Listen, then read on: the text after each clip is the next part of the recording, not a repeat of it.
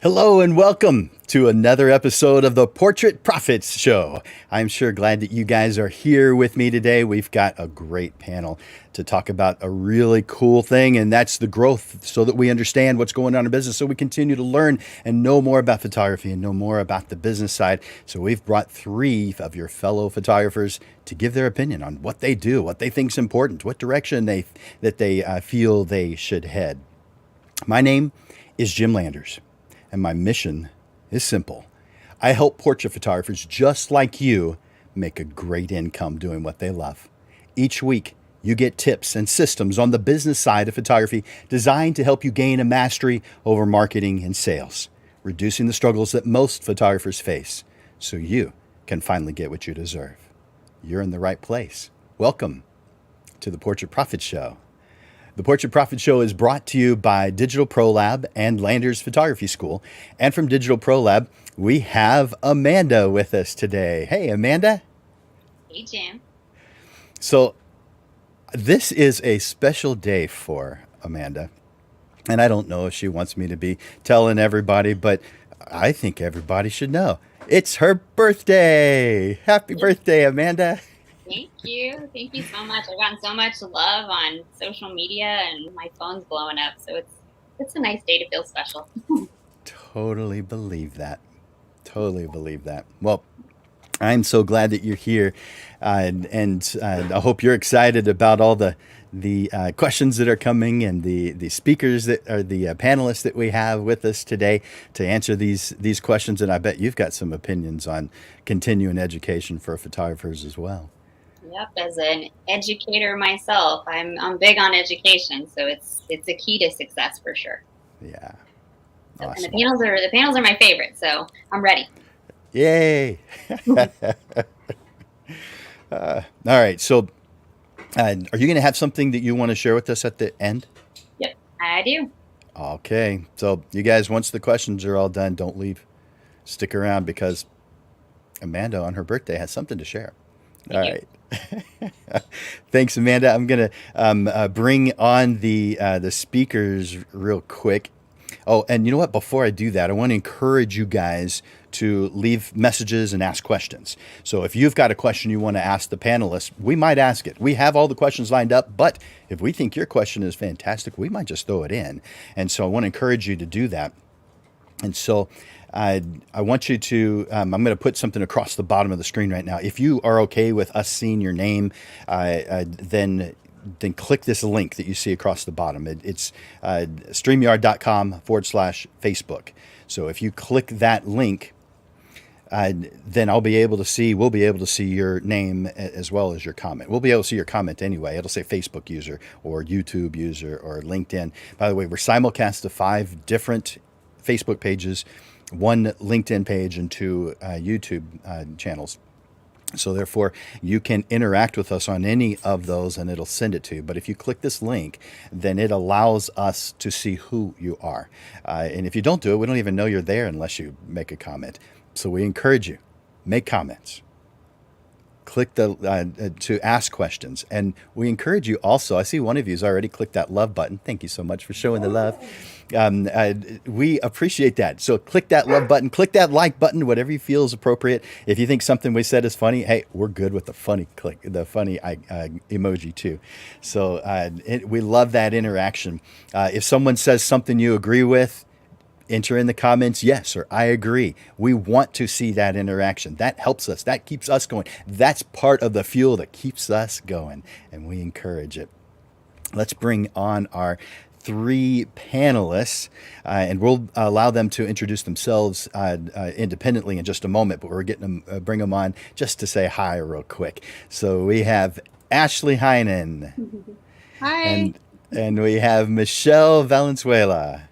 Hello. And Steven Alvarez. Hey, everyone. Thank you guys for being here. Thank you. Thank you. You guys are awesome. So Amanda and I, once a month, have a panel and we just ask questions. Now, you guys know what's coming up. You know what's happening. You know what we're doing, and you've probably watched the Portrait Prophet show before, so you have some experience there. We're going to be asking you a series of questions, one at a time, the same question, and we just want to hear your opinion. Whatever it is that drives you, whatever it is that you feel, there aren't any wrong answers. There's just whatever it is that drives you, and we get to see these answers from 3 different points of view. And that's what we're after. So thank you guys so much for being here today. Yes, thank you so much. Awesome. You're welcome. All right, so let's take everybody off, and I'll bring you guys on one at a time, and we'll begin with Ashley. So I'm going to actually leave Ashley on. So let's take everybody else off. There we go. So, Ashley. Yes. Can you tell us a little bit about who you are, about your opinions, your philosophies, your goals, your, what makes you excited? Tell us about your business. Yeah, absolutely. So I've been a full-time photographer for about 2 years now. I live in Medina, Texas, so I'm about an hour or so, hour 15 from San Antonio in a small town.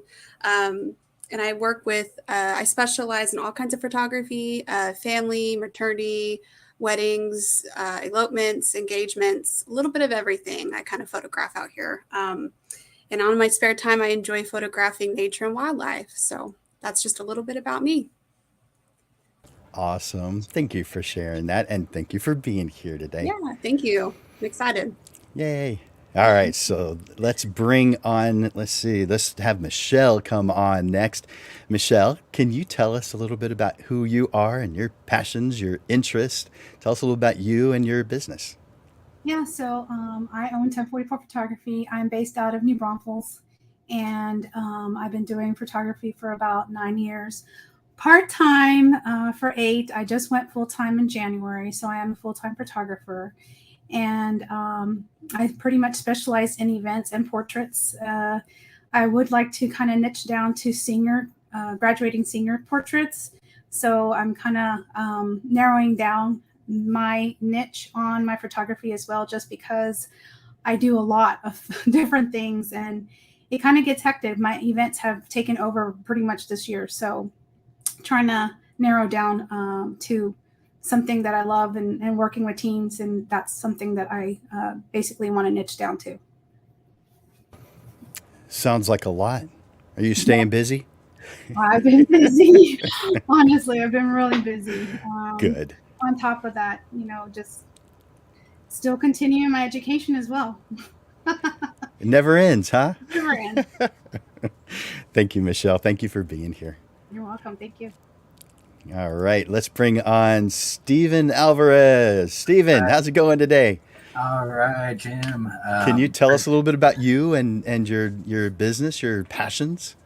Well, first off, I'm a husband, father, and I am probably the only 3-fingered portrait photographer you will ever know. I specialize in portraits that encapsulate your true self and a piece of art to display at home, on your desk at work, or on your phone to make everyone jealous. And what that means is I basically let the person inside shine. I don't really believe in, forced smiles. I believe in everybody has their true nature, and my goal is to capture that. And, my business name is Stevie3 Photography, and that's me. Nice. Well, I'm so glad you're here, Steven. And Stephen and he's been in some of my classes. Well, so has Michelle.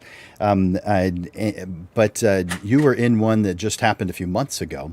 Yeah. And I got to hear your story of why you have 3 fingers.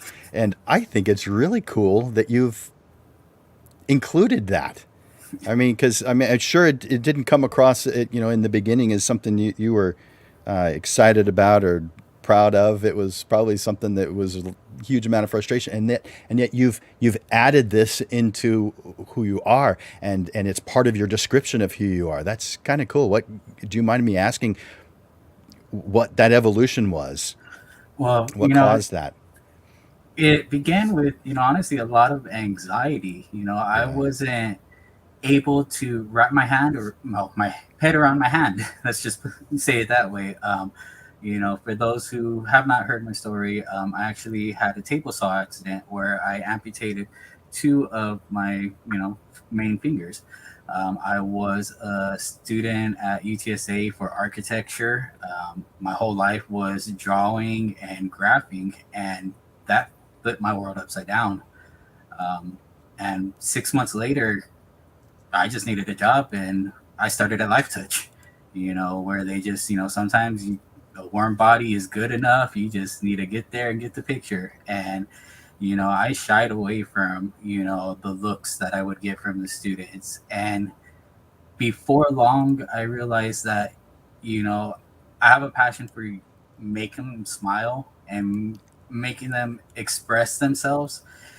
That it might not necessarily be a classic smile for you, but that's what the parents see, and that's what the parents enjoy every day. And it got to the point where I'm like, okay, you know, this is me, and I'm not everybody else, and I don't need to be everybody else. And it's gotten to the point where I'm like, okay, this is me to a fault. This is me to a T. Might as well own it, and that's my company now. Thank you for sharing that. I Yes, sir. appreciate that. That wasn't something that he knew was coming, so I apologize for putting you on the spot. But No worries. because of our experience together before in one of my business classes, I knew that you knew the answer and that you had a good way of sharing it, and so that's why I figured it's a good time to tell people what this means.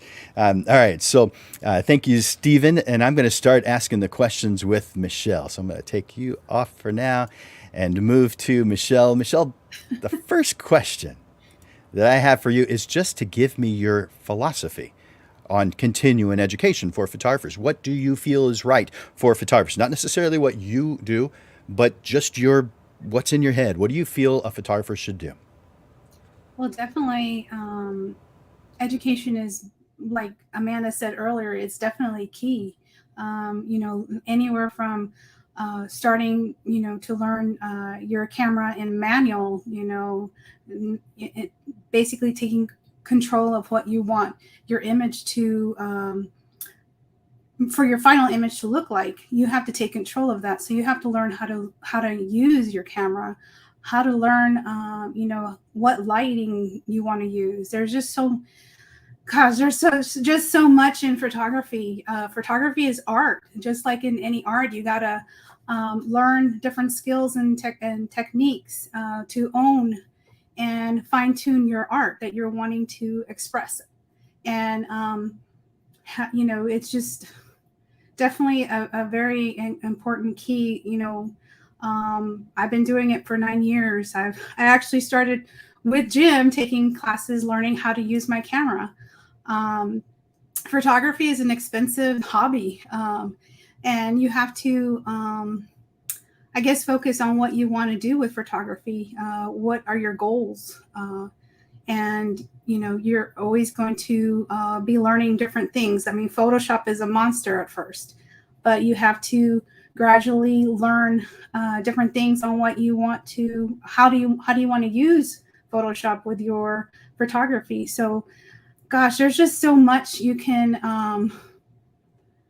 do and learn. I mean, I'm still learning. I'm actually taking off-camera flash classes, just because I started with natural light, using on-camera flash, learning studio work, lighting in studio. I mean, I kind of use all this education to market myself in different areas.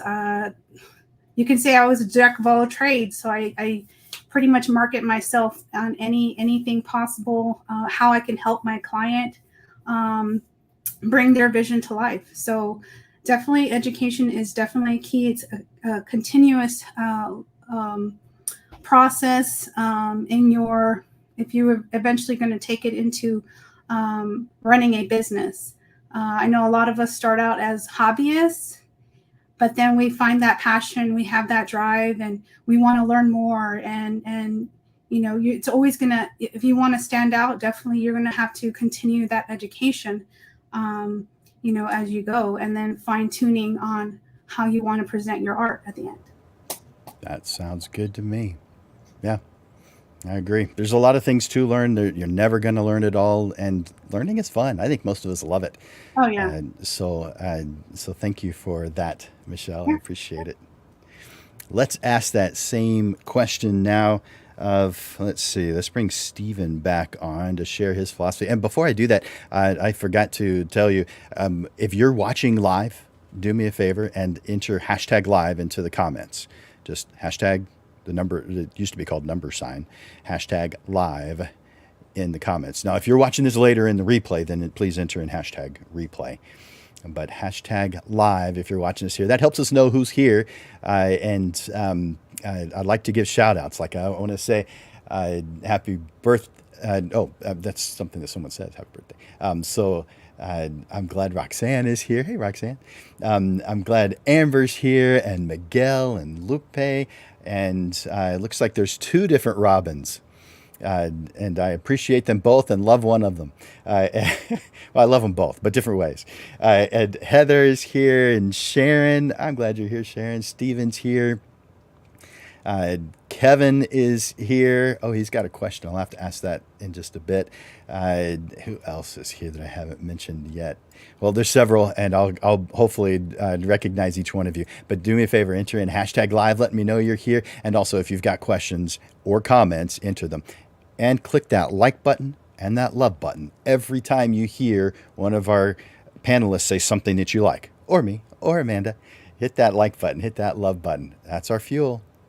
All right, you guys. Oh, also share this with others.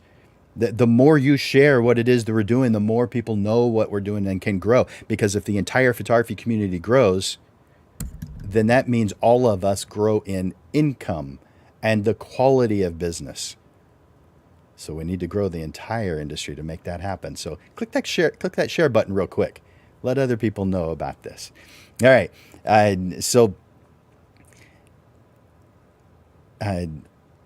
By the way, the question that Kevin asked, Michelle, that sounds like something you'd probably want to answer to him directly.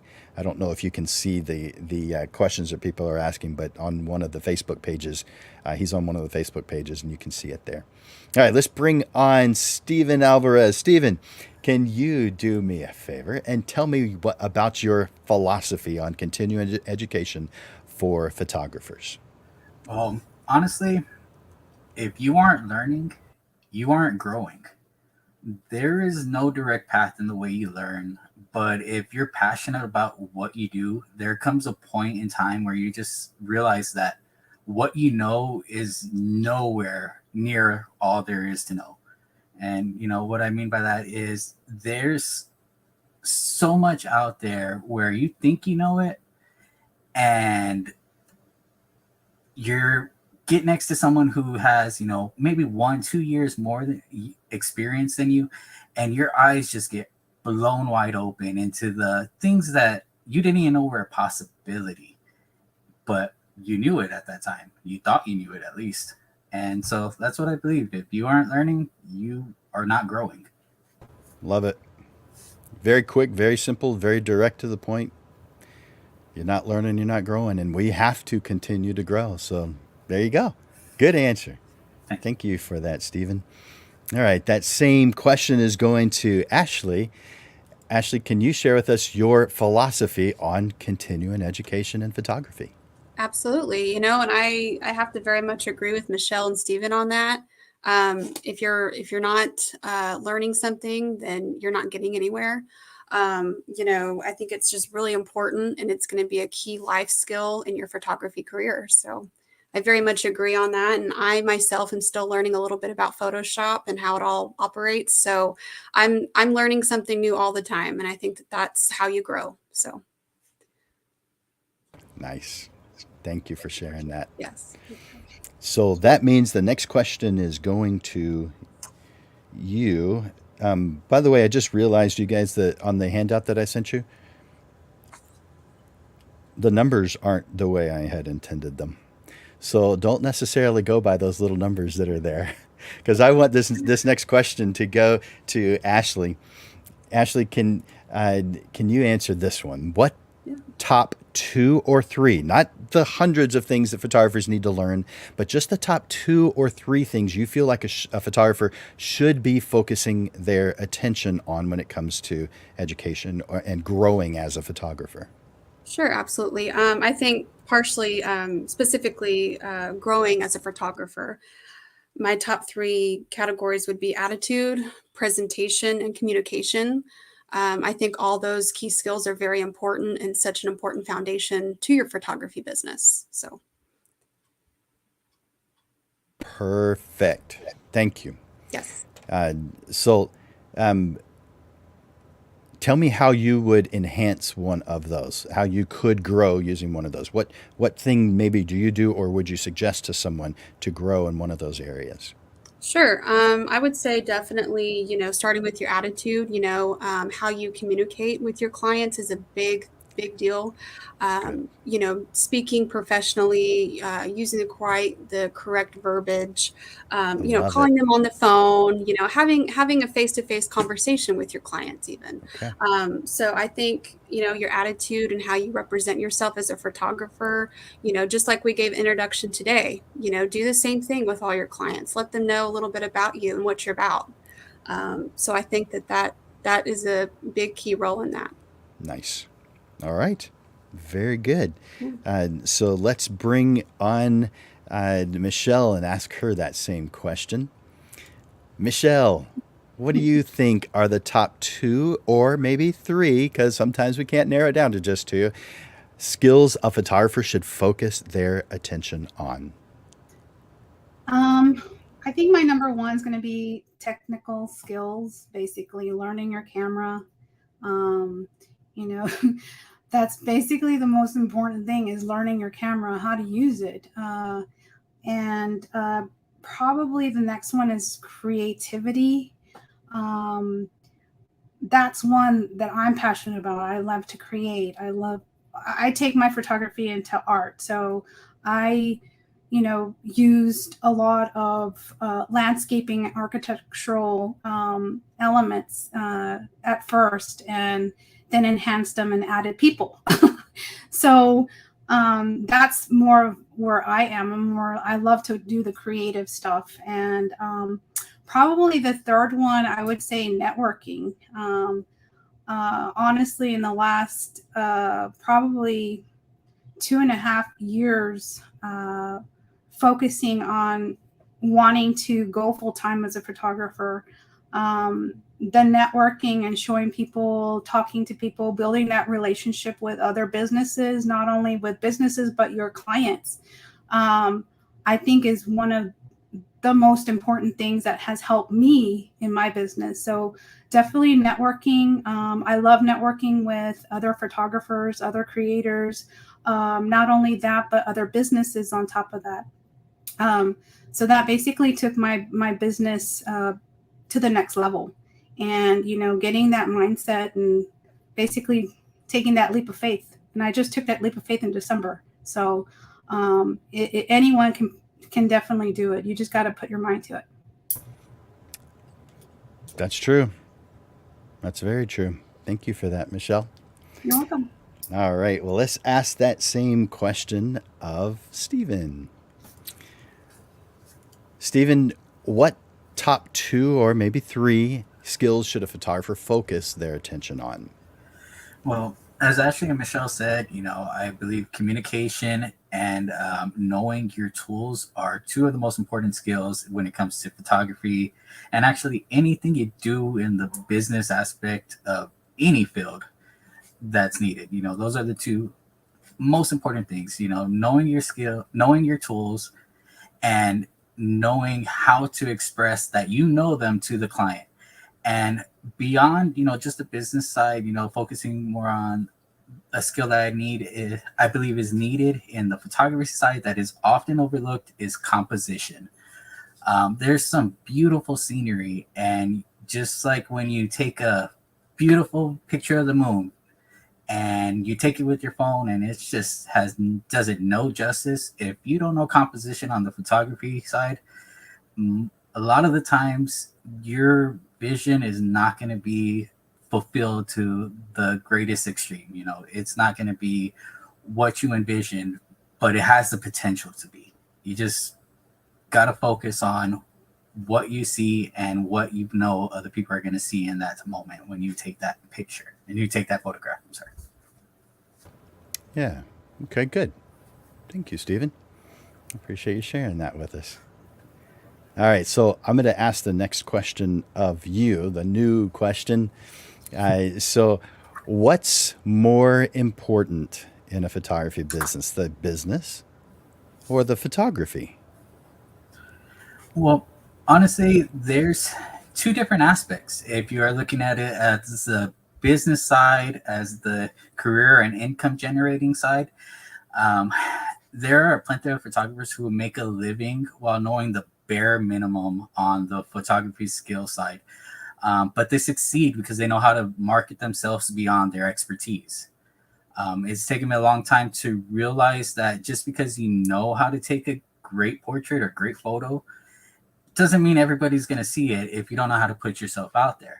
But at the same time, if you get by on, being able to just network, there's going to come a point where as the photography community grows, our customer bases are going to grow and they're going to value the finer details and the finer art of it that you have overlooked because you got by. And so honestly, it's what are you more worried about at the time? Are you more worried that you're got the technical aspect side, but you don't have the business side? Jump to that. You got the business side. You're going great with business side, but you didn't get you forgot how to do composing or you forgot this part of your camera. Go back to the photography side. It's equal, but not depending on your needs. And I hope that makes sense. Yeah, it does. Yeah, there are times when we are focusing more on one than the other because that's the need. That's what we have to do right now. But is it possible for someone who is incredible on the photography side to not do well in business as a photographer, in your opinion? Absolutely. Vivian Ma, she's an example of someone who chose not to let her great portraits or great photos out. But there are plenty of undiscovered artists. There are children who are, putting some of us to shame on the photography scale with their creativity and, the outside the box thinking. So absolutely, without a doubt. Very good. Thank you, Stephen. That's it. All right, let's ask Michelle that question. So, Michelle, in your opinion, what is more important, the business side or the photography side? This one is kind of depending on what your end goal is. I mean, you have to look at it. Do you want to make it into a career? I would definitely suggest business. That's how you're going to bring in income. You know, I basically started as a hobbyist, so I can tell you that photography, as learning the creative side of it, I didn't know the business end of it. I was just, learning how to provide a quality portrait for people. Learning the business is now what I'm actually learning in the last 2.5 years. So it just all depends on what's your end goal. What do you want to do with photography? Do you want to make it into a career where you're gonna leave or make a living off of it? You want to do photography as a hobby? I mean, that's going to be an expensive hobby, but I mean, it just depends on where you want to go, at the end. Business plan, but basically, if I were to do it all over again, I would definitely choose business end of it, just because that's how you're going to bring in income, how you're making a living. So I would say at this point, business. Yeah, that's an easier said one than done one. It's interesting how we really do need to think about it, but the business side is incredibly important, and we creatives at least at first, put most of our attention on that photography side until we realize how important the business side is. Oh, yeah, definitely. Awesome. Thank you for that, Michelle. You're welcome. Let's bring on Ashley. Ashley, what do you feel is more important, the business side or the photography side? For me, honestly, it's a little bit of equally of both. But I think first of all, business is firstly important. While photography is additionally significant, the business aspect is your foundation to your photography. If you don't know how to reach out to clients or advertise, how are they going to know that you're out there? If you don't represent who you are and how you operate your business, no one's going to know anything that you're out there. So I think it's very important to firstly focus on the business aspect first, and then kind of learn your foundation of photography after that. So I would say more or less there's kind of an order to that. But again, they're both very equally important. And if you want to succeed as a successful photographer, you're going to have both. Yeah. Totally makes sense. Yes. Cool. All right. So the next question is for you, Ashley. Sure. And that question is, in addition to educational options, what else do you do to grow as a photographer? So not including the classes, not including the workshops, not including YouTube videos. What else are you doing that helps you grow? I'm a little bit learning everything kind of on my own. I kind of look at other photographers, kind of follow their sites. Like you and I are both, and everybody, I guess, is on San Antonio photography. And that kind of gives me a platform. I kind of scroll through and get familiar with some of the questions that are asked on there. Education is definitely important. And, if you don't have the education, you're not going to grow as a professional photographer. So.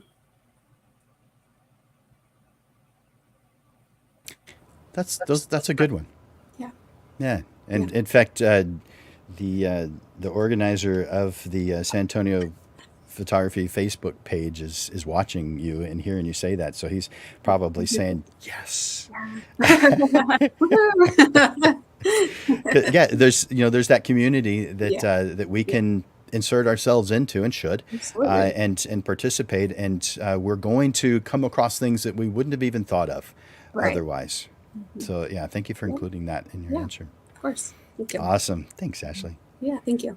All right. So that same question of, in addition to educational options, is going to Stephen next. So Stephen, what do you think? What else do you do in addition to education options? What else do you do to help you grow? I get out and explore. Me and my family, we probably go to Colorado. At this point, it's 3 to 4 times a year. There is always something new to see. There's always something new to try to capture. And most of the time, I don't get the shot. And I'm mad at myself that I didn't get the shot. But, it's a learning experience. I know, next time I better need a better tripod. Next time I know I need a remote. Next time I need to plan better to get what I want. But at the same time, it's just pure passion. It's pure fun. You're with your family, you're out in nature, you're out in something that you don't see on a day-to-day. It may be day-to-day for someone else, but for you, it's just something that you get to behold that sparks your energy, and really get to focus on photography for the sake of photography. And, let's, get out, explore, have fun. Get out, explore, and have fun. I'm good with that. Perfect. Thank you so much for that, Stephen. All right. So, before I move on, I wanted to point out a couple of things that you guys are saying in the comments. By the way, I like what Rick just said about listening to shows like Portrait Prophets. Good answer. I like that. Keep that up. so several others in here. So keep those comments coming. I appreciate those. Rick also was talking about his top three things: attitude, business, photography. It sounds like Ashley. So that's perfect. And who else is commenting about this subject? Amber says, I love to watch photography education YouTube every morning while drinking coffee because she feels like that helps her grow and learn a little something new each day. And I totally agree with that. Amber is someone who has taken 300 hours. There are only, let's see, 4, 7, 8, 9, 10. There's only 11 people who have taken that many classes with me. So Amber is one that has completed over 300 hours of classroom time. That doesn't include private sessions because she was doing private sessions about once every week or maybe once every 2 weeks. So she has invested in the last 2 years well over 300 hours into her continuing education. So I wanted to point that out, Amber, because I think that's fantastic. You rock. All right. So, and a couple others of you I probably should be bringing up, but I want to get back to the questions. And so, Michelle, I'm going to bring you on, and you're the last one to answer this question. In addition to photography, regular educational options, what else are you doing to grow as a photographer? What don't I do? That's the problem. So, basically, inspiration. I usually watch movies and listen to music. I travel.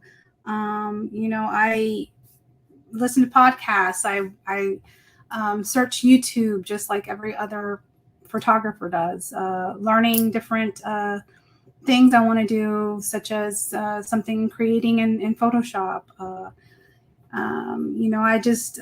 I get out in the community on top of that. So I provide a lot of my services to nonprofits in the last 8 years. I work a lot, very closely with the community and so forth. So I give back on top of that. So surrounding yourself with people that basically refer, also a referral program, or people that know you as a photographer that you work with. I mean, there's just so many things that I've learned and have grown my business. Just doing, like I said, different workshops with other photographers. I mean, the San Antonio group is great. I mean, if you're not in there, then you're missing out. There's a lot of local photographers that offer free classes, workshops. Just getting out there and talking to other businesses, other photographers, other creators, networking on top of that. I do a lot, to get out there, pretty much to stand out and, grow my business that way. Awesome. Thank you for that, Michelle. All right. So the next question is going to you, and that's, do you feel that it's a good idea to include education time on your calendar? Actually plan it. Make it something that is a normal part of your day, not just something that's an extra that you have if you find yourself with an extra period of time that you maybe might or might not do it, but do actually include it into your calendar. Do you think that's important? Yes.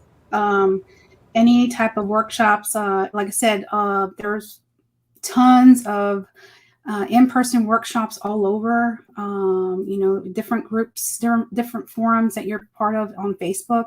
They have different, like I said, workshops, and they usually announce them about a year in advance. So definitely, if you're interested in doing something like that, you basically need to put it on your calendar. Right now, all my Tuesday evenings are booked. I am taking, going back to that question on Kevin. It is an in-person class. I do that every Tuesday. So it is in San Antonio.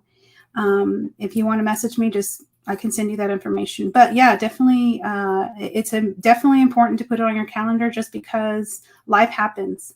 If you're in business, my calendar is on me all the time. So that's definitely key for running a smooth process in your business as well. Nice. Thank you for that, Michelle. Mhm. All right. So let's ask that same question now of, let's see, Ashley. Ashley, do you feel like it's a good idea? Would you recommend to photographers to put some time onto their calendar and actually schedule photography education?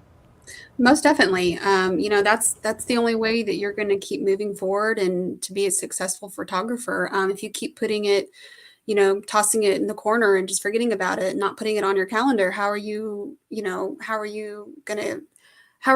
to, continue your education? How are you going to take it seriously if you're not taking the time out of your day and to write it down on your calendar?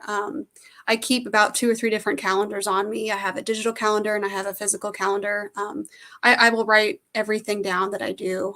So it's very important. And like Michelle had mentioned, there are so many different workshops out there, and there's lots of free ones. I can just scroll through my personal Facebook and just see all of these suggestions for ads for workshops for photography. So to answer that question, absolutely yes. Cool. I love it. Thank you, Ashley. I appreciate that. Thank And you. I'm going to ask that same question of Stephen. Stephen, do you feel like it's part of what a photographer who's trying to learn and grow and become better, do you think that they should be putting education on their calendar, some educational time? Absolutely. I mean, if you don't plan for expanding your education, a lot of the times you'll tell yourself, I could do it later. I'll have time tonight. I'll go look at the class later. I'll watch the YouTube video, in an hour or so. And before you know it, life happens. You get caught up in things without even realizing that, 2 or 3 hours went by. So if you don't set out time for expanding your education and expanding what you're learning, you're kind of putting yourself in a hole, and that's what Portrait Profits has done really great on getting me back into the flow of it. Because I'm like everybody else, I forget, I put things off, and Portrait Profits tells me, hey, what, every Monday except for the second week, come here at noon, learn something, even if it's something you think come learn it again. There's stuff you missed. So I mean, if you're not planning, you're gonna forget. And if you forget, the only people that suffer are you and your clients in the long run. And that's not fair to your business, and that's not fair to the people that you try to provide a service to. Totally agree with all that. And my biggest takeaway, of course, is that you're watching the Portrait Profit Show every single Monday. It's free. And that's something that both Michelle and Ashley mentioned too, is that there are not only paid resources, but there's free resources. And this is certainly one of them. Amanda and I put a good amount of time into making this happen. And we've never charged anyone for this information. And this is the 82nd one that we've done.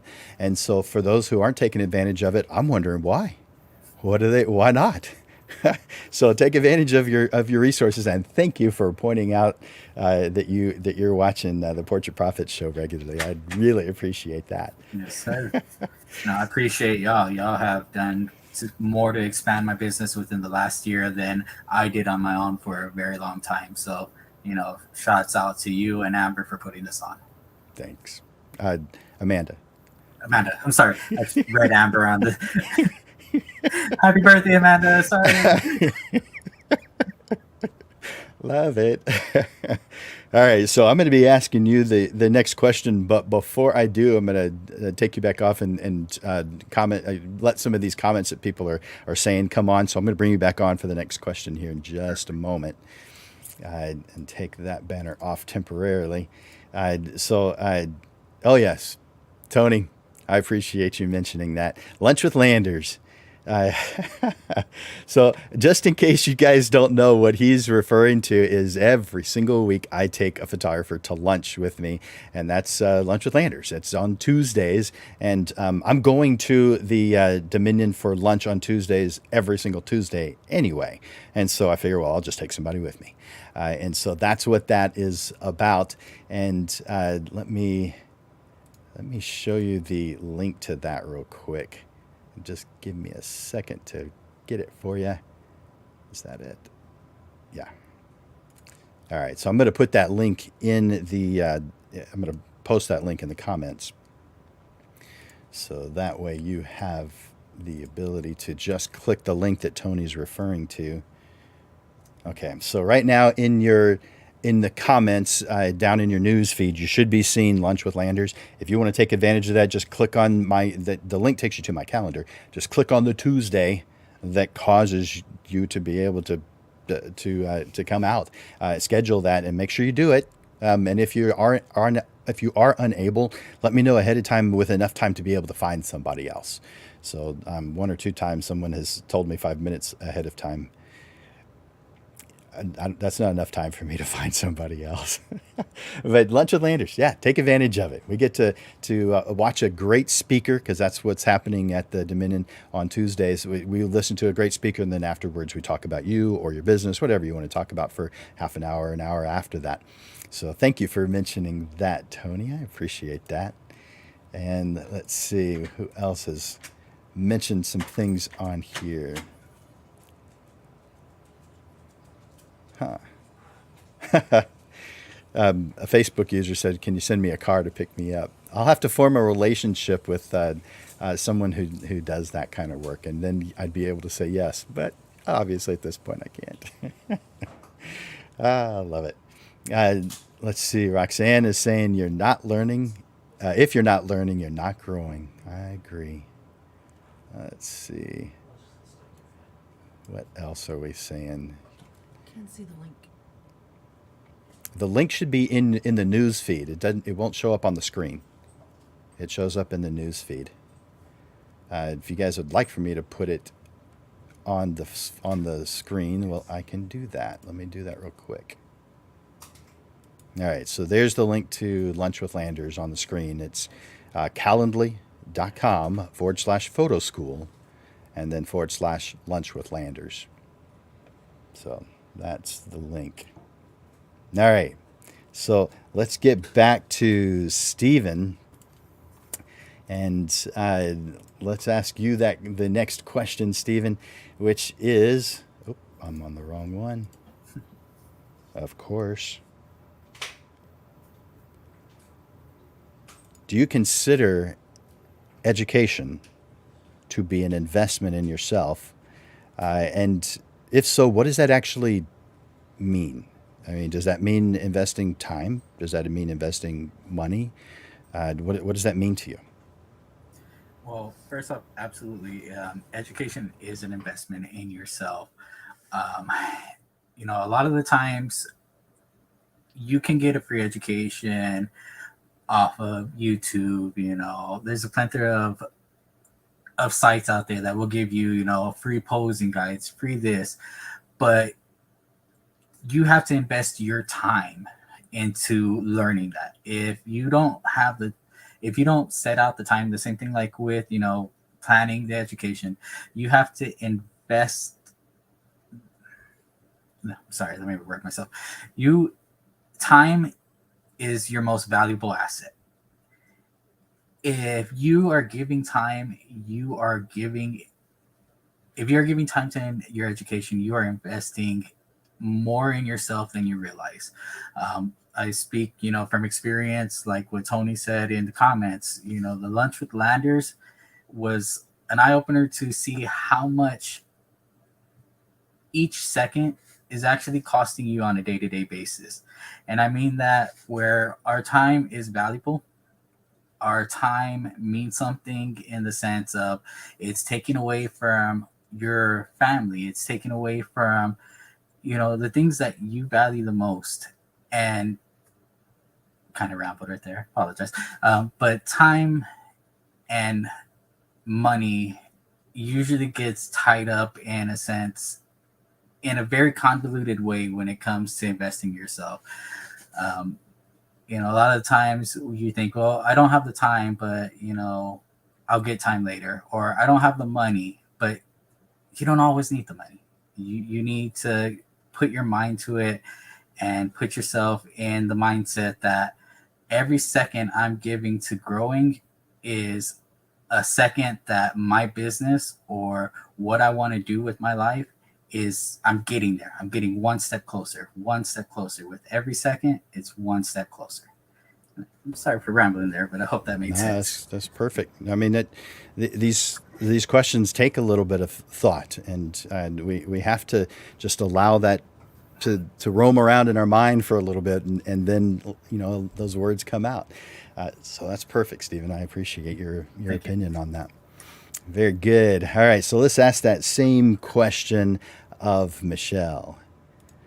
Michelle, do you consider education to be an investment in yourself? And if so, what does that actually mean? Is it does that mean investing time? Does it mean investing money? If it's money, is it just as small as you can get away with, or is it actually investing some real money into it? I mean, when people go to college, they're investing $40,000 to $140,000. Should photographers be investing that kind of money, or what do you feel?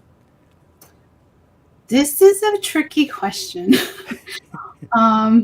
Just because, I mean, you can take it in so many ways. I mean, definitely education it is an investment. Just looking back at what I've done, that's basically how I started. I learned actually with Jim. I want to, give a shout out to Jim. Jim is a wealth of knowledge. If you have not sat with him, with lunch, you're missing out. Jim, I basically started out with Jim to learn my camera. I didn't really think that I would take it into a business. So the investment in education is definitely crucial, depending on where you want to take it. This also goes into if you want to make a career out of it. I mean, if you're wanting to work for someone else, then yeah, you would probably have to get, definitely education, pay for your education because you're going to be working for an employer. But if you're wanting to be self-employed, definitely still you'd need to know all the skills, your technology skills, your, learning your lighting, composition. You need to learn how to provide quality on top of that to your customers. So it definitely, going back to the question, education is definitely an investment in yourself because you are taking time to learn, taking time away from your family. So you have to value yourself as an artist as well. And that's where, of course, the business end of it comes in, and educating yourself in the business, marketing, cost of doing business, all of that basically all comes in together. How successful do you want to be? What's your final goals? So that's why you do have a business plan. So definitely an investment in yourself on how you want to grow, and if you want to be successful in your photography business, if that's the route that you want. Basically, if you're going to work for someone, you do have an education, you will probably continue education on top of that, depending on the level you start out at. So either way, if you take it into working for someone or working for yourself, education is definitely an investment. That's a thoughtful answer. I appreciate that. Mm-hmm. So yeah, that was good. A lot of different variables there, a lot of considerations, but it's part of the territory. Yeah. So good job. Thank you, Michelle. Thank you, Jim, for Portrait Profits. This is definitely a free platform for all photographers to look at. And he has it recorded, so you can go back and listen.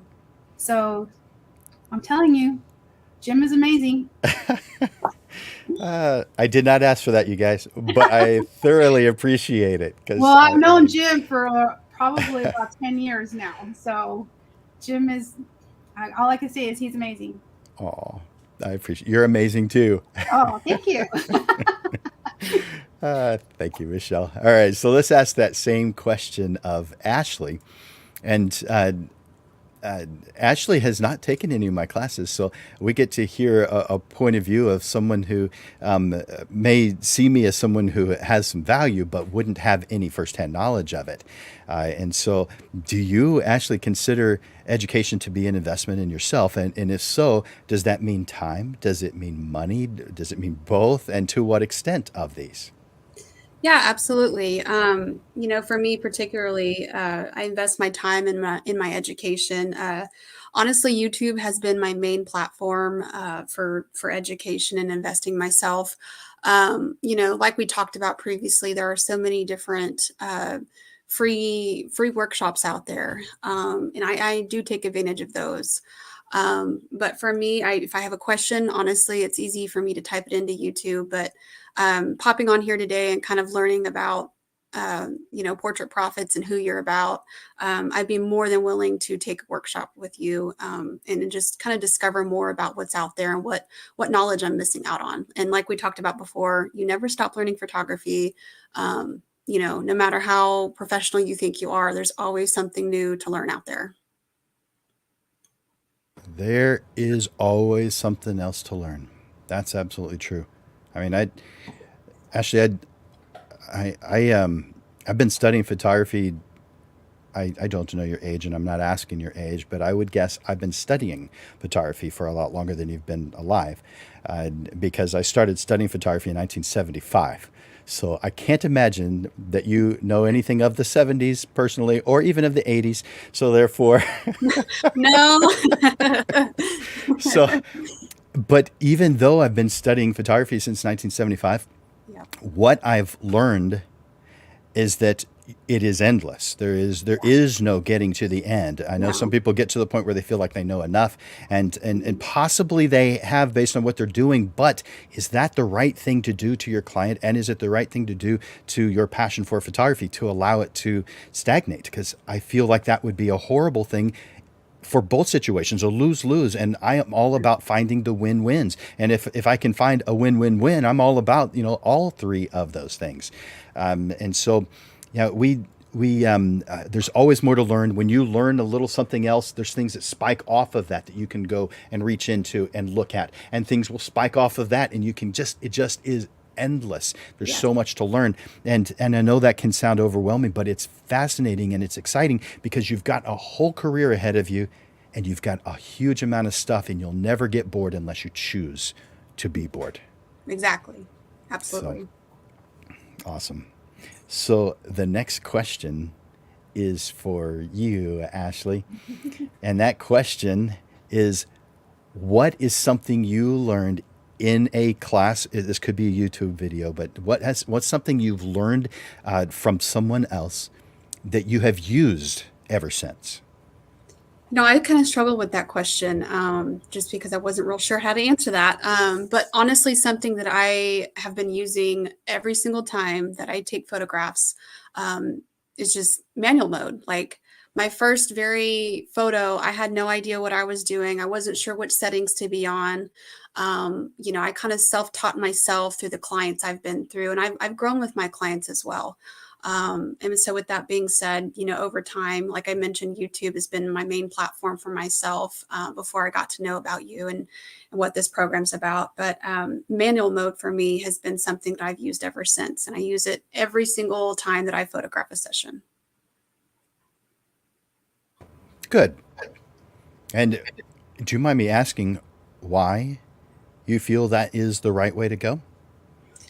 As far as like manual mode, Hmm. absolutely. Manual mode, you have your full control over your settings. I myself have noticed the difference between auto and manual mode. And ever since I've learned to excel in manual mode, I've never went back to auto. I have full control over my images and how I want to photograph. And I photograph them the exact same way every time. So, do you have some words of wisdom for those who are kind of stuck in either the auto modes or the program modes? Absolutely. With that being said, I would just, take an education class like we've been talking about. Type it into YouTube. Just do anything you can. If you have a question, reach out. Don't be afraid to ask. There's so many different platforms out there, but manual mode is going to be much easier on you, and it's going to be much easier to edit. That's interesting, and I totally agree with that. Um, the program modes and the auto mode, they're based off of the light meter, which is based off of the halfway point between solid black and solid white, so middle gray. But the photograph you're creating doesn't always, the scene doesn't always average out to middle gray. Right. Sometimes sometimes it's supposed to be dark. Sometimes it's supposed to be bright. And so therefore, when you take control, as you've said, using manual mode, then you can have a more consistent exposure the way you want it, rather than the way the camera is. We think of those as smart modes before we learn how to use manual. But once we understand manual and its advantages, we no longer look at that as the camera's smart mode, because we realize how that takes away all of our ability to be creative. It narrows down the choices. And if you're in full auto mode, you get control over nothing other than composition and when to press the shutter, instead of the 100,000 combinations of tools that you have available when you choose manual mode. So Absolutely. which would we choose? 2 or 3 choices, or 100,000 different combinations? I know 100,000, that's overwhelming. So you may not say 100,000, but you want more than 2 or 3 options. Correct. So Yeah. thank you for saying that, Thank Ashley. you. I appreciate it. Thank you. All right. So that same question is going to Stephen. Stephen, what's something that you've learned at some point in a class or some educational activity that you've used ever since that point? Well, you're going to love this one, Jim. Binders. Tons and tons of binders. Oh, that's funny. Um, That's funny. and honestly, I adapted that from the E3 class. They have helped me keep track. But even beyond that, what's inside the binders is the most important thing that I've learned. And one of the things that I like to call out the most and focus on is defining my personal dictionary. Diction is very important when you're trying to get across what you are trying to portray as a business person, as well as an artist. So when you define how you see your work, how you want others to see your work, it changes the game and how you're willing to get out there. Before that, it was just like, oh yeah, here, look, take a look at my pic. Oh yeah, check out this photo. No, I take a look at my, photograph. Take a look at, the composition of this portrait. The stylized portrait. So to me, diction has been something that I completely did not think was going to be something I gained out of the E3 class, but my God, I was sorely mistaken with that. Oh, sorry. Excuse me. I'm trying to get through these binders. Sorry. Whew, man. It's like an avalanche all of a sudden. You should have seen me trying to get them out.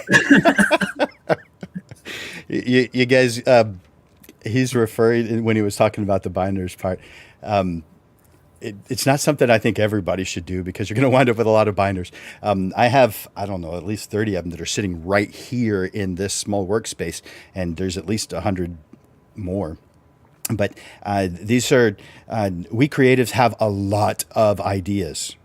I'm not preaching anything new to you guys. You're the choir. You've got lots of ideas. You come across these cool things. You have ideas on your own. You watch some YouTube video. You hear someone else talking, and you've got, oh, that's a great idea. I got to do that. And so, but you don't have time to do all those ideas right now. And so I think that you should have a place for your ideas, just like you have a home for other things. Like your car probably gets parked in the same spot each time. When you go take a physical life class, you probably sit in the same spot each time. When you come home and you put your keys somewhere, hopefully You put your keys in the same spot each time. Otherwise, you're spending time looking for your keys. And so I think that our ideas need homes as well. And so that's why, all my Portrait Prophets thoughts and ideas go into this binder, my flagship program called the Career Photographer Program. All of my thoughts and ideas go in there for that particular program. For the 10th annual San Antonio Photography Tournament, my ideas go in there. There's a bunch of them. But I think that we create is because we've got so many thoughts and ideas. We've got to give them a home. Otherwise, they just get overwhelmed and we forget about them. So that was one I was not expecting, Stephen. I'm glad I could surprise you. That was a good one. All right. So thank you for that, Stephen. And I'm going to ask that same question of Michelle. Michelle, what is something that you've learned in an educational activity that you have used ever since that point? You don't need expensive equipment. You just need your camera and a flash to create a beautiful portrait. Very simple.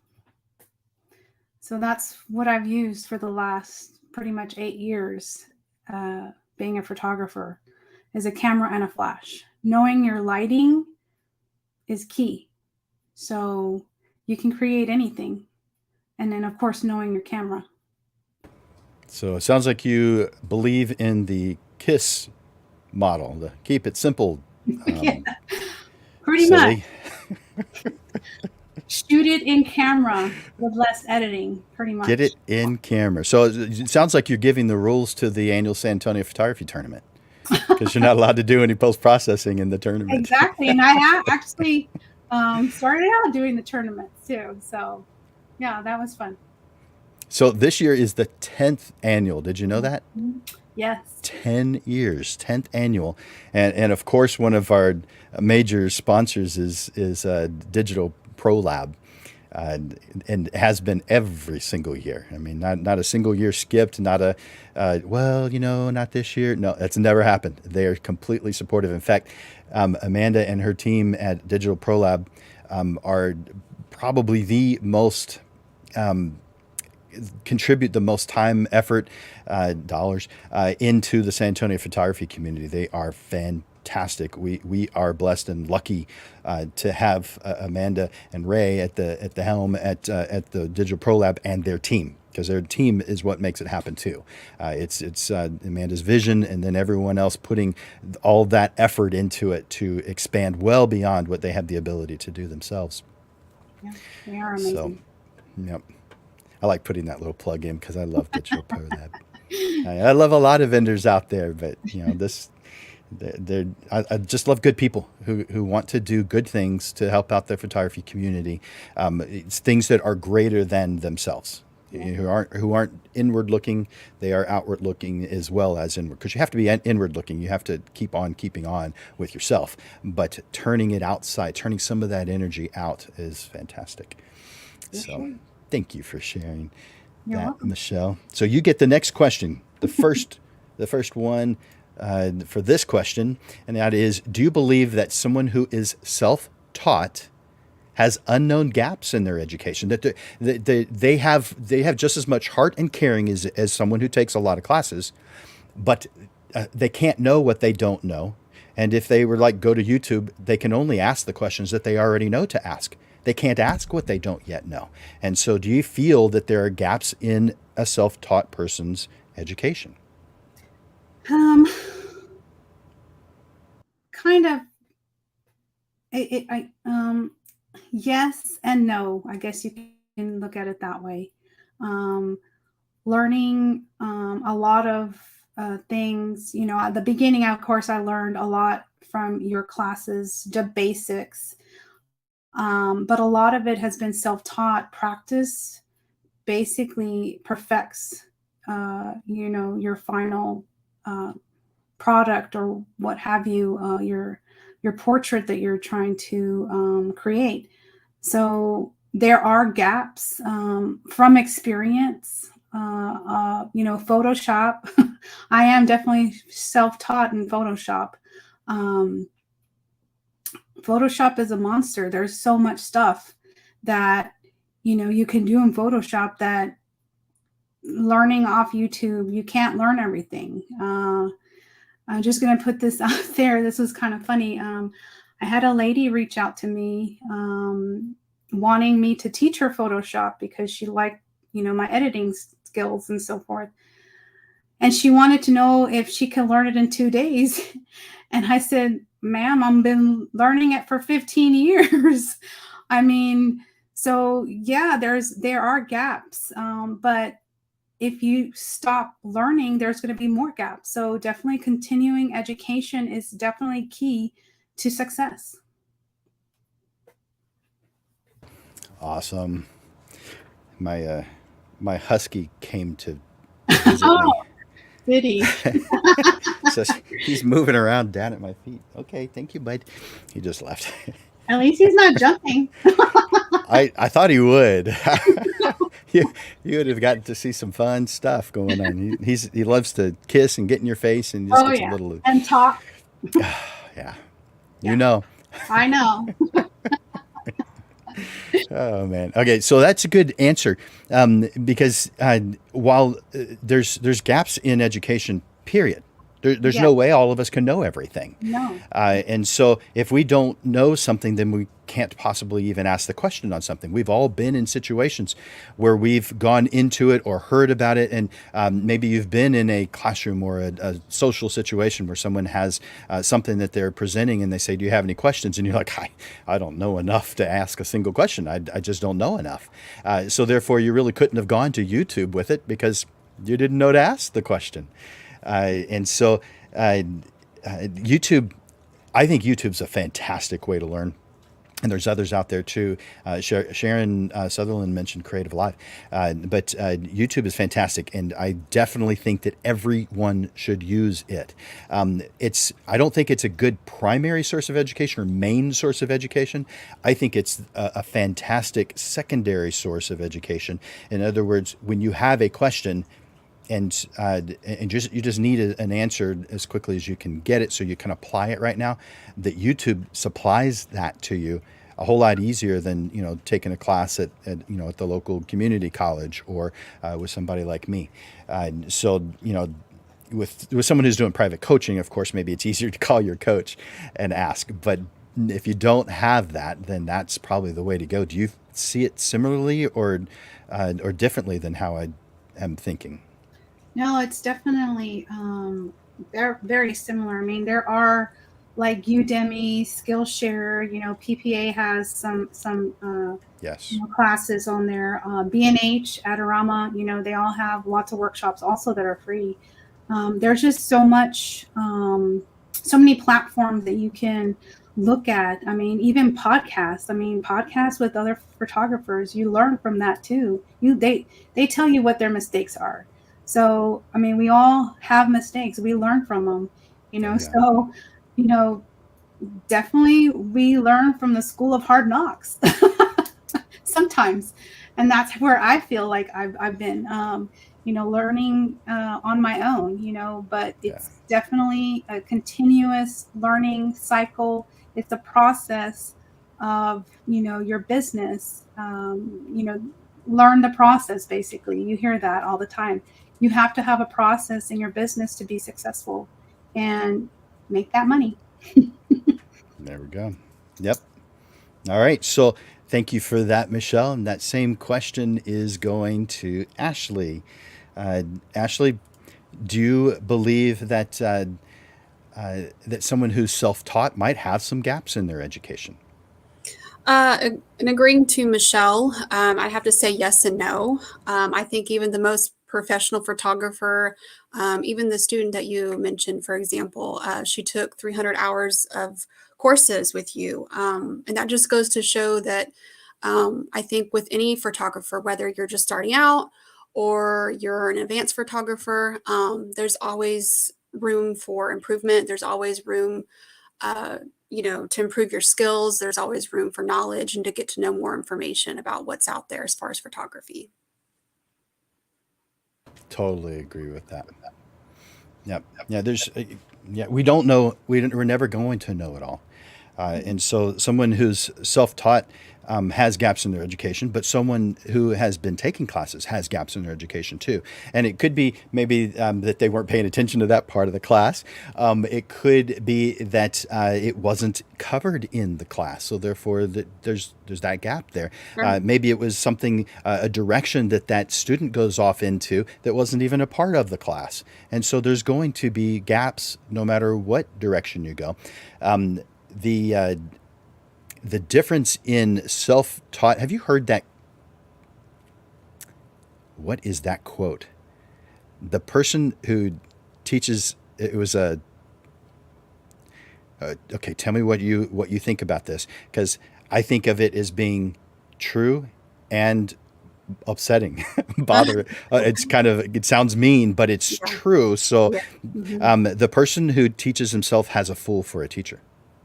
Yeah, absolutely. I've heard that before. Yeah, and I And agree with so that. when we're trying to learn on our own something, we're like that's offensive. That offends me. I'm bothered by that. Yeah. I'm doing good. I'm putting good things in front of me. I'm trying hard. You can't say I'm a fool.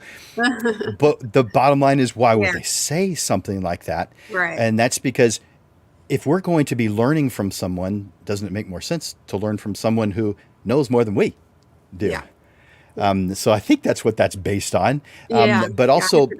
Yeah. while I did start off with a bachelor's degree in photography, so yeah, I knew a lot about the photography side. I started off with no education on the business side. So I started at zero there, which a lot of us do. I don't think I'm any different than a lot I may be different on the photography side, but I don't think I'm any different on the business side. Yes. I started off with no education there, and I just went on my own. I took classes. I not in school because they didn't require them. But afterwards, I would do seminars. I would show up to different things at different events. The SBA used to have classes, which I think they still do. And so I would show up to those different things, and I would try to learn it. It was mostly self-taught because it was unorganized. It was a piece here and a piece there and another piece here and a piece here. Right. And so there wasn't anything that was contiguous that really held everything together.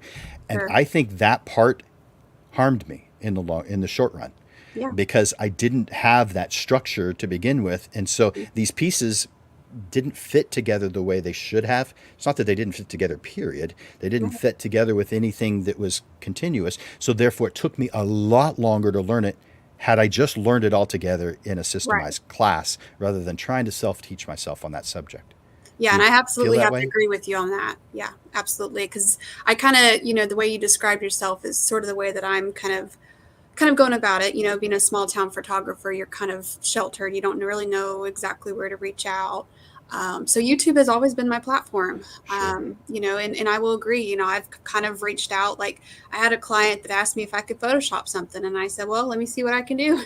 And I took a 10-minute like video, I guess, class, I guess, on YouTube, and sure enough, I learned it within 20 minutes. but Yes. was that Nice. was that the most efficient way? Could I have learned more if I would have taken a class specifically on that? Absolutely.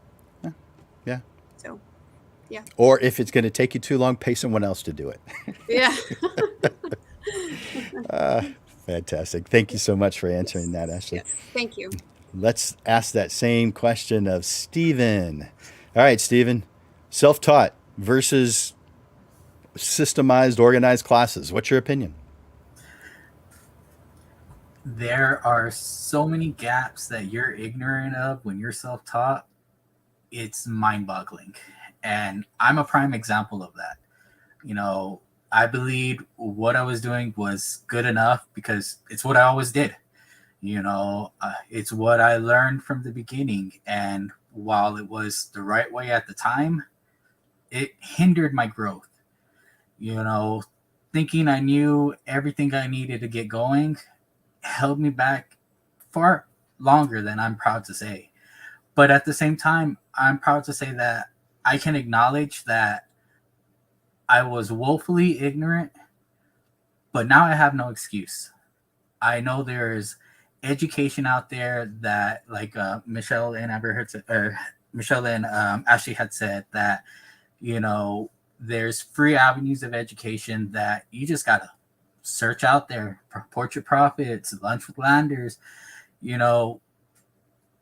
search out and try to learn one-on-one with someone, because that was the biggest eye-opener to me, that oh my god, I don't know what I'm doing, even though I told everybody I was a professional, but I'm a professional because I know what I'm doing.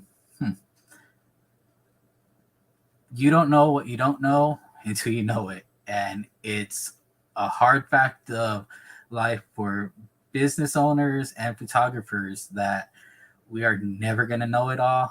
But the moment we stop trying to know it all, we failed. And that's just, my opinion. But, got to keep trying. You're a philosopher. Does that drive your wife crazy sometimes? Absolutely. Absolutely. Sorry, that wasn't meant as a negative. It was more of a I feel ya. Oh, so you know the pain. No, I don't know what you're talking about. Yeah, I think my wife's on the other room listening right now too. We'll talk later about this, Jim. That's right. That's right. Roxanne, we're talking about you. Good about you. We love you. All right. So the next question's going to you, Stephen, and it's the last question before our closing thoughts. Now, I want you to answer one of these questions, not both, just because of time. So either what types of education have you taken advantage of that you feel like you've gotten the most value from, or what education do you think is next for you? What are you going to do next? Next, there's too many next. And I say that with love to all educators. I have so many different avenues to go with next. It's easier for me to just tell you real quickly. E3 class, business class, has been a game changer. As one of the comments said, Creative Live, master classes. I'm a firm believer in YouTube University and Portrait Profits. I've taken advantage of those. I've taken advantage of, people who have been in this field longer than me, and just had, 30 minutes to let me tag along and just see how they do it. And, if you could just do some of those, not even all of those, just some of them, you're growing, and it's going to show in the final outcome. Very good. Good answer. Thank you, Stephen. All right, let's ask that same question, and let's go to Michelle. So, Michelle, you can answer either one of these questions. What types of education have you taken advantage of that you feel are most valuable, or what's next for you? Well, I started my next actually about a month ago. So I've been taking off camera flash course, and it's a hands-on learning, basically how to use a trigger and so forth. That was the crazy part of it. I was so scared of the numbers and all that stuff, but when you see the final result, it's amazing. And you take your photography to the next level. So that is basically what I'm learning, because I am opening a studio. So I need to learn and know everything about studio lighting as well. So that is my next level. Learning about lighting. There's some people who believe that natural lighting is the only way to go because artificial lighting looks fake. It looks harsh. What do you say to those guys? I guess, I started out with natural light, but now working with off-camera flash, it's like, whoa, mind-blowing. Like, you take your art to the next level using different color gels. Getting more creative, which is something that I've been wanting to do for the last couple of years. And that's basically, where I want to take myself, and so that's why I continue the education, owning my art. Mindset is everything, focusing on that end goal. So I'm almost there, but there's still lots of obstacles. You're still learning. You think you're almost there, and it's like something else comes up. It's all a learning process, but learning all different types of lighting You do Yeah. wonders. You do They're wonders. just tools. They're just And tools. so it's kind of silly to say, oh, that tool's bad, or that whole grouping of tools is bad. That doesn't make any sense. In fact, that, if anything, is a red flag to people who know better, is you have purposefully closed your mind to new information, which doesn't Yeah. make any sense. It'd be like saying, I don't like hammers because hammers can go through walls. Yeah, if you use it wrong. Same thing with the flash. If you use it wrong, yes, it's going to look too harsh. Yes, it's going to look unnatural. So, yeah, you can use it wrong, just like you can use a hammer wrong. But who says they don't like hammers because they go through walls? Nobody. But for whatever reason, photographers say they don't like flash because it doesn't look natural. Come on, guys. Once you get into it and you start learning, then you're like, why didn't I do this a long time ago? Yeah. It's you just get more creative. You think out of the box. You can create a lot more cool things, pretty much. Yeah. Nice. Thank you so much for that, Michelle. You're welcome. All right, let's bring that same question to Ashley. And Ashley, what types of education have you taken advantage of that you feel are the most valuable to you? Or what do you feel is in your future? What do you think is next? One of those two. I'm going to take the second question. What education is next for me? I would really like to more focus on, lighting, off-camera flash, on-camera flash. I've done several weddings, and I've kind of self-taught myself. I've actually taken one course where it was like sort of like a, I don't know how you really describe it, but it was sort of like a fake wedding. I don't know what quite the word for it, but anyway, it was sort of like a workshop basically, to an introduction of how to photograph weddings. And so that was kind of like the main concept that I had learned. But what I really want to focus more on for weddings in the future is learning a lot more about flash, because you're going to be in so many different lighting situations. Specifically out here, because we're more rustic and country out here. I work with a lot of darker backgrounds, so a lot of like natural woods and stuff are going to pull a lot more orange tones. So I really want to get more creative and more in depth about how to have more control with my lighting. That's a good one. Yep. Yeah, good one. All right. Thank you for sharing that with us. Yeah, thank you. So we've come to the end of the questions, and so I want to give each one of you a moment to give us some closing thoughts. Just a sentence or two on your opinion, based on what you know so far. Could be based on what you've learned during this time we've spent together. But what are your closing thoughts on what should you do, or what should a photographer do to grow as a photographer? Yeah, absolutely. And I've taken so much in of this course right now that I'd be more than willing to continue my education into working with you. And I encourage other photographers to do the same if they're out there listening and watching. I don't know if everyone said hi or not. But if you're listening as a newcomer photographer, a beginner, whether you're intermediate or an expert, continue your education, because that's going to benefit you in the long run. And thank you, Jim, for allowing me to be a part of this show. Of course. Ashley and I talked 2 months ago, a little over 2 months ago. And I don't recall what she was doing, but it got my attention. And so I was like, who's this? I want to know who this is. So I reached out to her, and I was very impressed. I thought she knew what she was, where she was heading. I felt like she was doing the right thing for her business and for her clients, and I thought she was very well spoken. And so I was like, "You've got to be on the Portrait Profits show," and so that's why she's here, because of that. So thank you for being willing to invest your time into this. Thank you for being willing to share what you know with others. Absolutely. It was a pleasure to be a part of this show, and I will be on, you'll be seeing my face around a lot more. Yay! Yeah. I'm glad. Yes, thank you. Thanks, Ashley.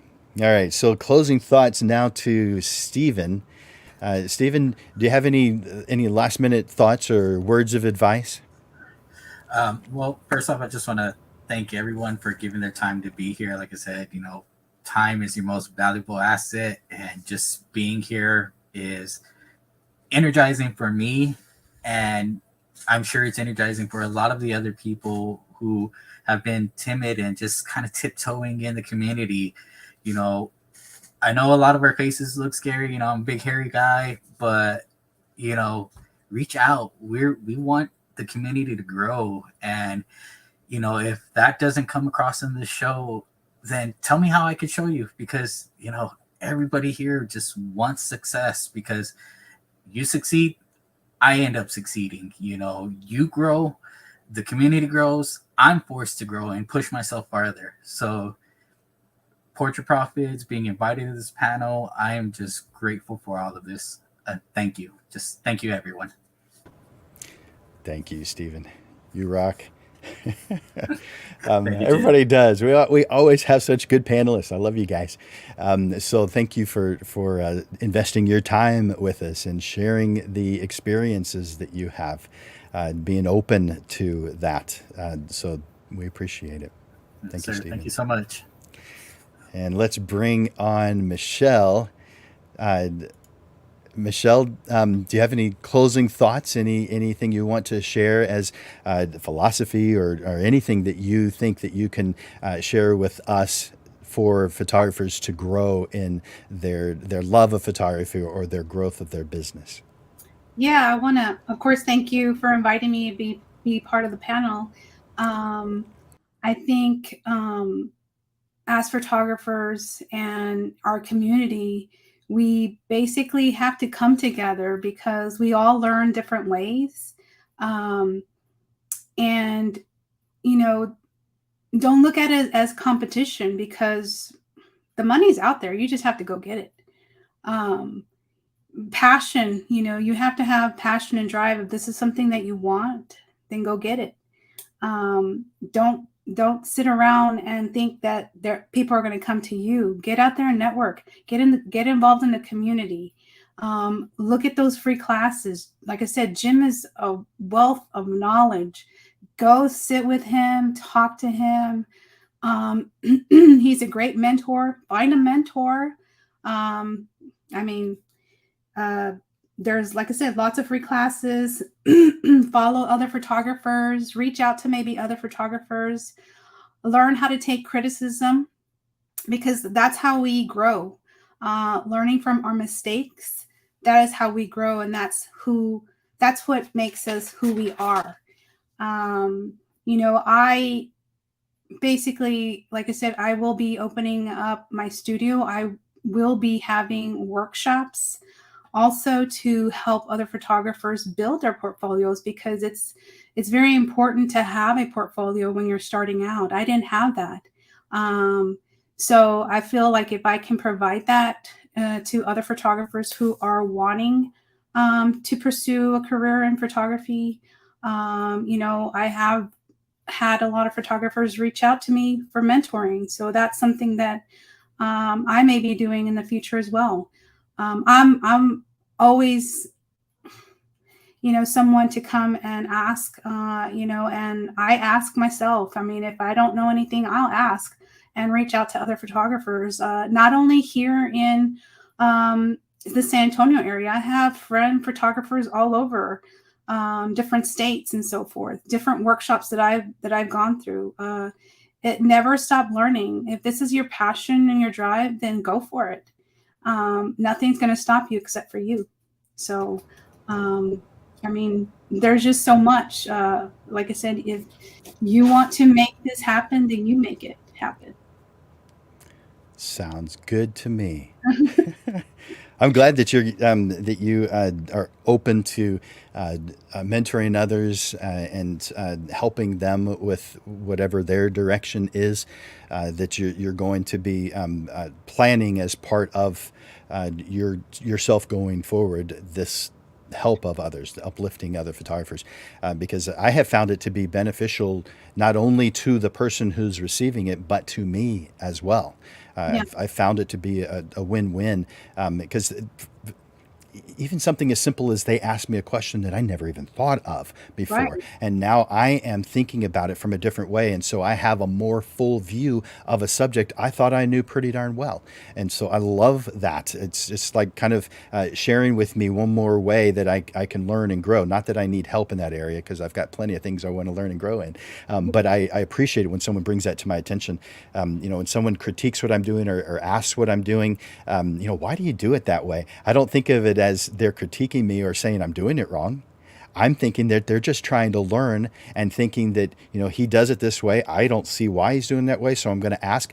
I appreciate the person who asks. And it's not something that I would find offensive, and clearly you don't either, or you wouldn't be allowing this to happen in your life. No, I mean, that's, like I said, I've learned from, other photographers, because they have like different ways of learning, and it's like sometimes it's like a shortcut for you, especially in Photoshop. So like I said, Photoshop is a whole monster. I mean, if you can kind of narrow it down to help you, shorten your editing, or outsourcing it on top of that. I have actually outsourced some of my editing on top of that. So smart. Yeah. So there's just so much that you can do, but I am an open book on top of that. So that's something that's always been, in my mind, and I love to help people on top of that. So that's pretty much, we work together, we grow together, and we build together. So Awesome. That is my motto. Thank you, Michelle. You're welcome. That's awesome. All right, I'm going to bring you back here in just a second. Awesome. I'm going to bring all of our speakers and Amanda back on for a closing thank you. And then we're going to, Amanda and I are going to say a few words together, and then I'm going to announce the upcoming classes so you know what's coming and you know what to put on your calendar. So hang on for that. Plus, Amanda has something to share with you guys. So let's bring our panelists back on. Ashley and Michelle and Stephen, and bring Amanda back on too, the birthday girl. Thank you, guys. Oh, thank you. Thank you. Yeah. Thank you very much. It's been fun. I really enjoyed hearing everybody's perspectives. Congratulations on all your success that you've achieved thus far. I know, looking back, I'm sure, in 8 years, or 5 years or 10 years, however long y'all been doing it, it seems like it kind of goes by in a blink of an eye, but that's a lot of time and energy you've put into a craft, and you should be proud of yourselves, because now, not only have you taken that education, but, whether you're doing it already or today, even just being on the panel, you're educating people, and being an educator in and of itself is a way of continuing to grow. I know myself, I know Jim will say the same thing. As educators, we learn so much all the time. One, because you have to hone your own craft in order to teach it.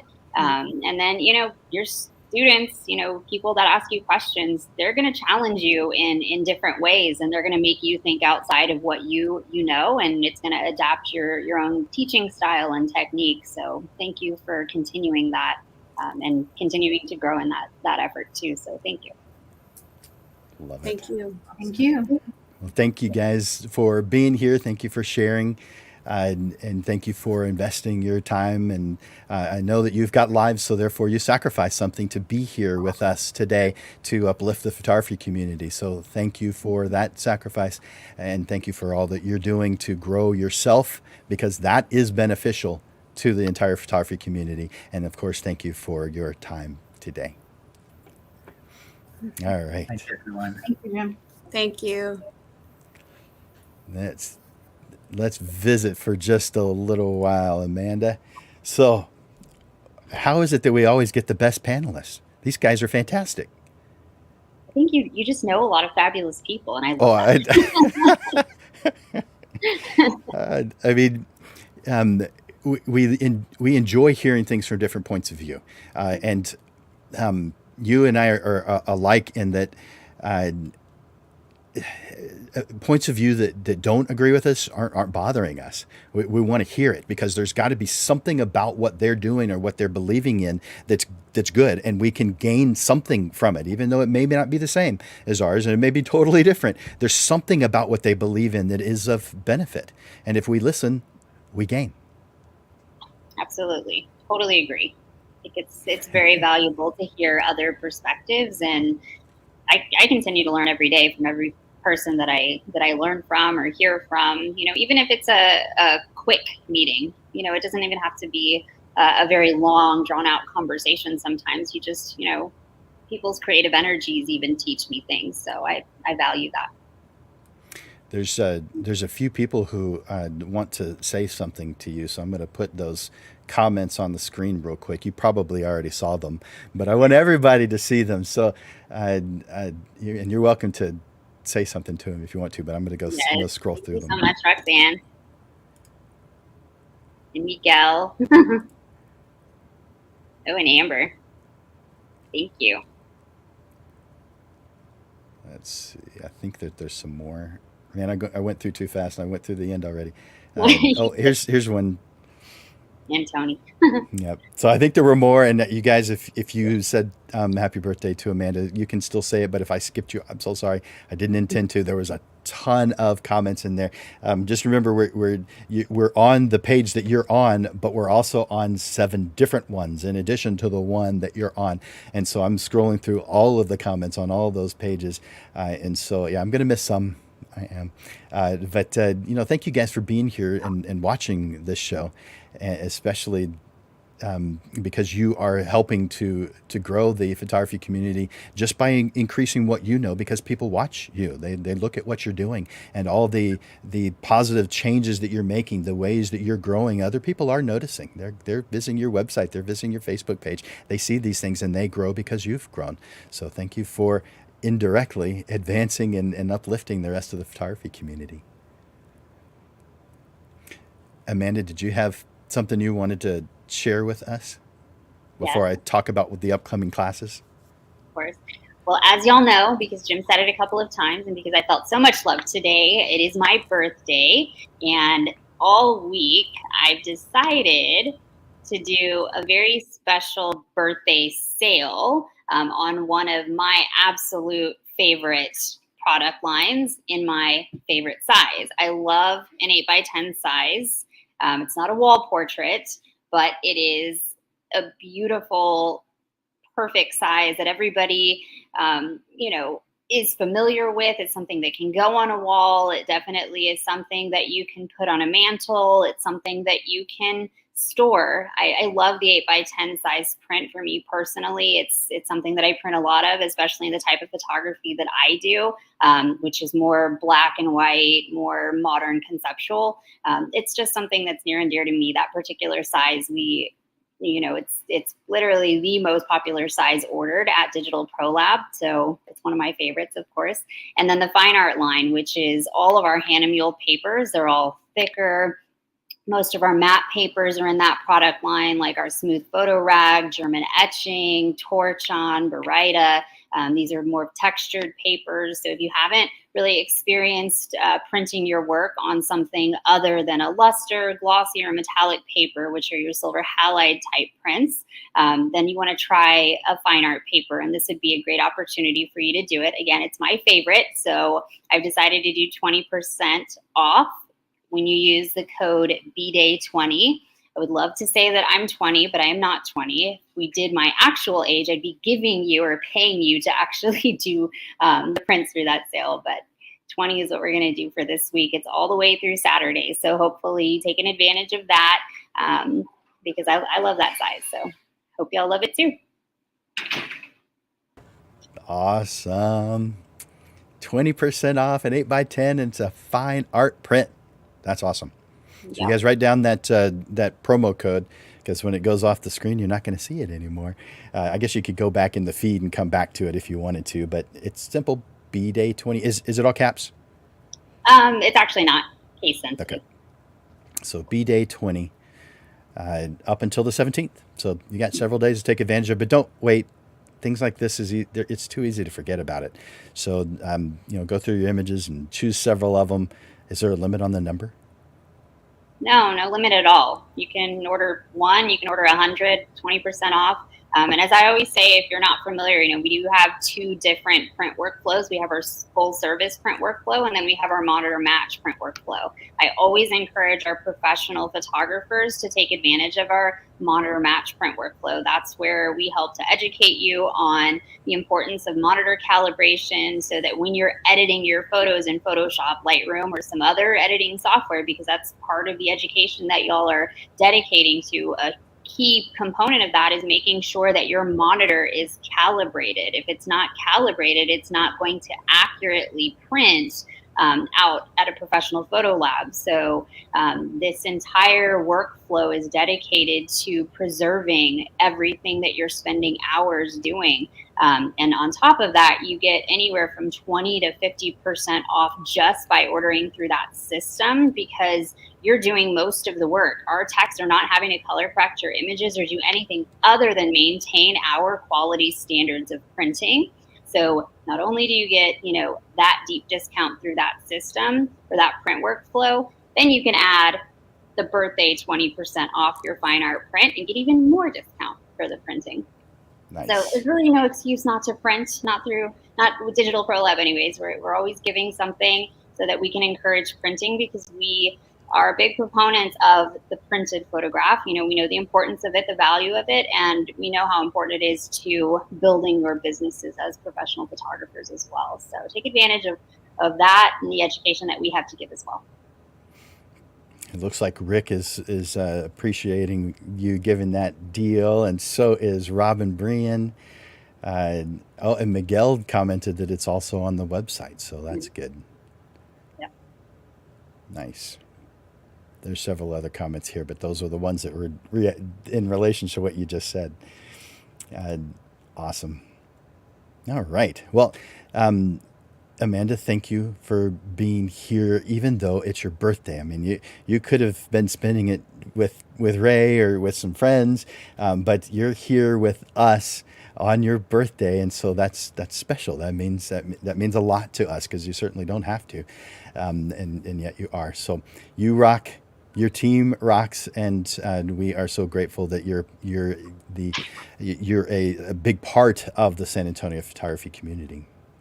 Thank you for making us look like heroes. I love y'all. All right. So I'm going to take you off, Amanda, and tell them about the upcoming classes. Let's see. Oh, did I do that too soon? Where am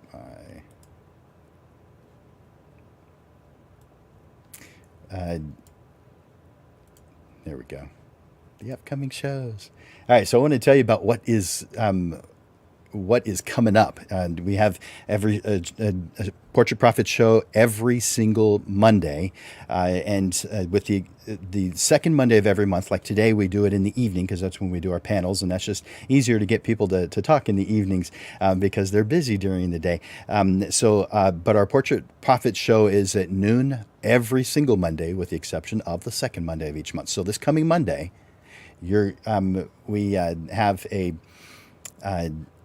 Let me bring the slide up real quick. We have a procedure that's going on. It's procedures for a Black Friday sale is what's coming up on this coming Monday. Now, this does not mean that it is a Black Friday only. We're going to be basing it on Black Friday, but this is really how to run a sale of any type. Now, not all photographers should run sales. I'll preface it by saying that there's a lot of business models that shouldn't be doing something like this. But for those who do, here's one way of running a sale. And because it's about 9 weeks away, 10 weeks today, but 9 weeks when we do it, that's giving you about the right amount of time in order to make it happen, to put it together, put your marketing materials together and get them out in time to make this happen on that day. Now, some people expand it and include that Cyber Monday. We'll talk about things like that. So that's what's coming up next week. Now, the week after that, the last Tuesday in September, we're going to be talking about the little extras you can do today that help your business grow. So that's what's coming up. That rounds out this month.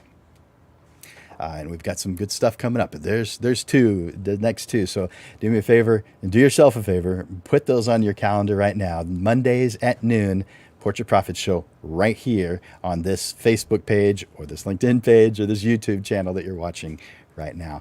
Thank you guys so much for being here. Now, I wanted to let you know that Landers Photography School has some classes coming up, like our Photoshop class and our, let's see what else is coming up. Our Intro to Portrait Photography is coming up, and that's going to be on Saturdays.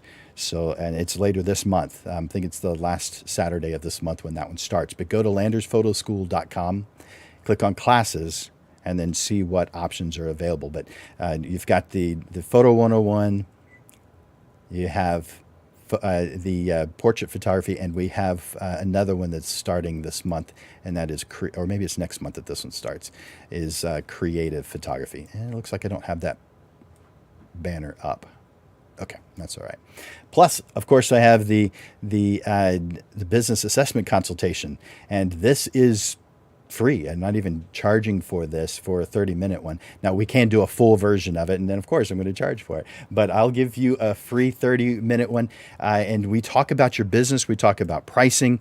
We talk about marketing, whatever it is you want to talk about your business. And I'm going to put that, let's see, I'm going to put it on the screen right now. There is the address for it, and I'm also going to put it in the chat. So let's put it there. So that should be coming up in the comment section of the news feed right now, just giving you a link to that. And it's just a free 30-minute session to talk about you or your business, wherever you're heading. You could use it as an annual business review if you'd like, because I give one of these away to each person per year. At least I do that right now. I may not be able to do that in the future because I do have quite a few. I did 3 today, and that's about where I max out at. I really can't do a huge number, but get yourself on the schedule. It's 60 days out in advance. This link takes you to my calendar, and it's 60 days out. So if you think you need help within the next 60 days, get on my calendar. Simple as that. So take advantage of that today, because you'll forget about it otherwise. Of course, I have private classes at Landers Photography School, and private business classes and group business classes. And I showed you this binder before. This is the Career Photographer program, is our flagship program that takes a year to complete. Now, it used to take 2 years, but I've changed it. It takes 1 year now to complete. And just if you're curious about these, reach out to me and be happy to talk with you one-on-one about those. Now, for those of you who are watching live, if you haven't already, will you do me a favor and enter in #live? That way I know you're watching live. If you're watching a replay, enter in #replay. That way I know you're here. And of course, during all of our shows, we encourage commenting. We encourage questions, and commenting on what the panelists said, saying thank you for them being here. All of this helps to fuel this energy that we have that continues this project, this show that we have. And so click that love button, click that like button. This continues to fuel us, and click that share button. But this brings us to the end of another Portrait Profit Show. And I want to thank you so much for investing your time and sacrificing something else that was probably just as important to be here with us this evening. So for Landers Photography School and Digital Pro Lab, this is Jim Landers bringing you the weekly Portrait Profit Show, giving you evolving content, awareness, and even fun to the business side of photography through helpful information, step-by-step processes, and action steps that will guide you through the struggles that you deal with now, so you are constantly realigned to the success you deserve. Be here every Monday to hear a different way of looking at the business side of photography. Thank you for investing your time here at the Portrait Profit Show. Bye, guys.